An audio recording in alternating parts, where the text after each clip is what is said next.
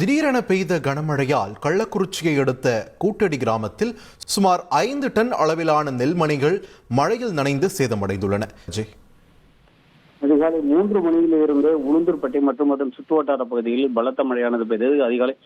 காலை 6:30 மணி வரை இந்த மழையானது பெய்த நிலையில் உளுந்தூர்பேட்டை அருகாமையில் உள்ள கூட்டடி கள்ளக்குறிச்சி என்கிற கிராமத்தில் நேரடி நெல் கொள்முதல் நிலையம் அமைப்பதற்காக வைக்கப்பட்டிருந்த இடத்தில் நேரடி நெல் கொள்முதல் நிலையம் அமைக்கப்படும் என அந்த ஊரில் உள்ள முக்கிய பிரமுகர்கள் கொடுத்த வாக்குறுதி என்பது அந்த ஊரில் உள்ள விவசாயிகள் தங்களது நெல்மணிகளை அங்கே ஒன்றாக சுமார் 10 டன் அளவிற்கான நெல்மணிகளை கொட்டி வைத்துள்ளனர். இதற்கிடையே திடீரென பெய்த இந்த மழையின் காரணமாக சுமார் 5 டன் அளவிற்கான நெல்மணிகள் முழுவதுமாக மழையில் நனைந்து சேதமடைந்து விட்டது.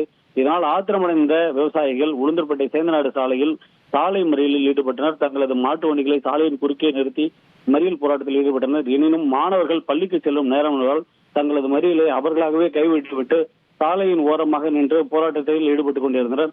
இது குறித்து தகவல் அறிந்து வந்த திருவண்ணாமலை போலீசார் தற்போது அவர்கள் பேச்சுவார்த்தையில் ஈடுபட்டனர். இந்த பேச்சுவார்த்தையின் போது அரசிடம் பேசி உரிய இழப்பீடு வாங்கி தருவதாக அவர்கள் உறுதியளித்ததின் பேரில் தற்போது விவசாயிகள் அமைதியாக கிளம்பி சென்றுள்ளனர்.